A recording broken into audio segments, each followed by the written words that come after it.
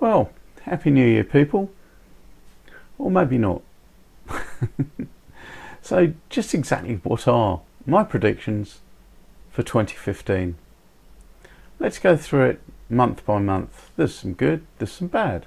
Of course, there's a general background here, and that background is one of escalating and increasing attacks from ISIS and general economic problems, and that's worldwide and not just the good old USA. So let's have a look. So January will be a very quiet month, probably too quiet. In fact, across the world, retailers will be feeling the pinch of a Christmas season that has been, shall we say, less than good. Now in February, surprise surprise, Obama is really supposed to give his budget, and legally he must do this in February. However, the past 2 years he's been late. So is he going to do it on time this time, or is he going to be late? And if he does do it on time, are Congress going to stand for it? Or is there going to be another government shutdown?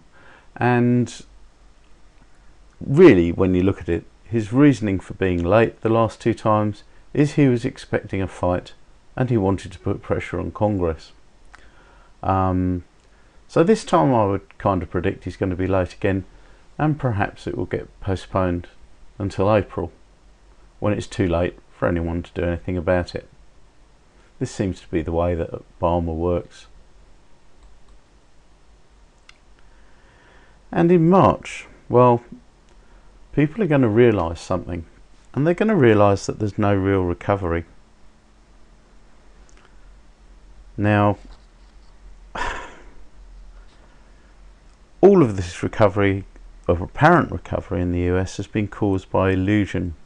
It's been caused by cheap money, it's been caused by 0% interest rates, and it would seem the Fed is now talking about tapering QE, and most people believe that the economy won't be able to stand this or the increase in interest rates that they're talking about. And there's bound to be an awful lot of talk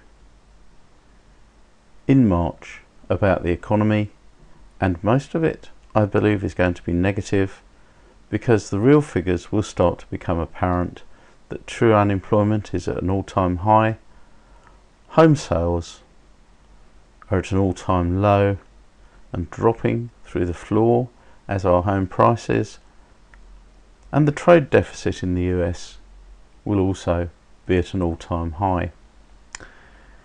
So my prediction for March is a lot of talk about the economy and a lot of disillusioned people. However, in April we've got much better news. In April, here in the UK, we're expecting a royal birth. Yes, that's right. So April could be a fun month. Who knows? Once again in the UK, in May, we've got our general election, and UKIP here are starting to storm ahead of all the other parties apart from Conservative or Labour, and this has to be expected. You can think of Conservative and Labour as being like the GOP and well, a certain other American party. They've actually held the government in the UK for a long time. Are UKIP going to steal it away? We don't know. A lot of us hope so.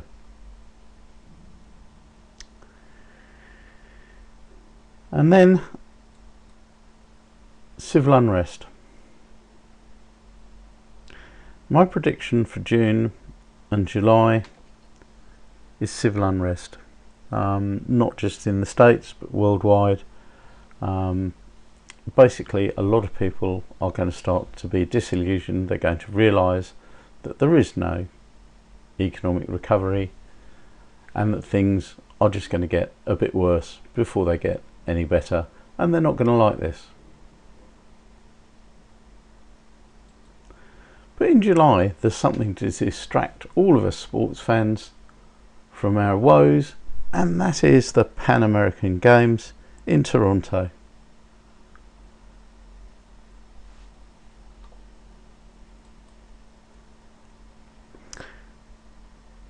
Now, in August, I'm predicting a heavy outbreak of bank fraud.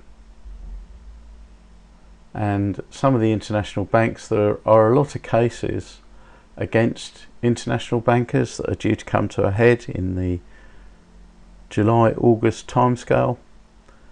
And I'm expecting this once again to hit the news. And even the mainstream news aren't going to be able to ignore it this time round, because everything is just going to be so big. Are we talking about bailouts or bail-ins? Who knows? Who knows?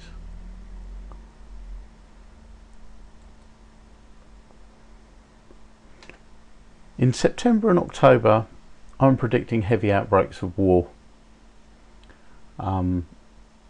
This is going to be mostly in the Middle East, as the US and other coalition forces try to stop ISIS from getting to Pakistan, from getting their hands on nuclear weapons, biological weapons and chemical weapons that Pakistan is known to have.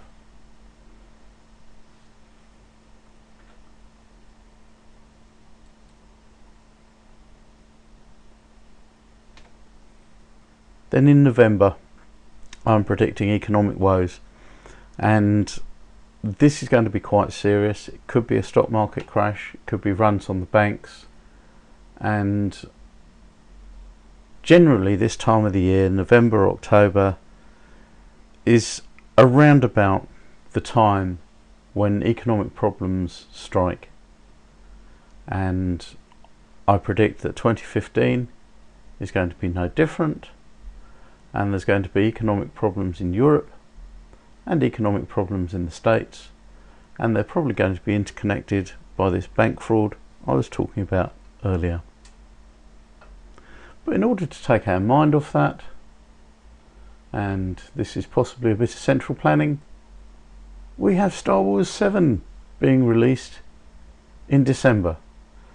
So everyone's not going to be talking about the economy, are they? They're going to be talking about Star Wars 7. And that just about wraps up the year. And that's about it. So if you found this video useful, entertaining, or would simply like to share it with one of your friends, then please do so, and please subscribe. Thank you very much. Bye. Oh, hi, Arduinotronic. For gold news, finances, opinions, art, and just loads of interesting crap. All right?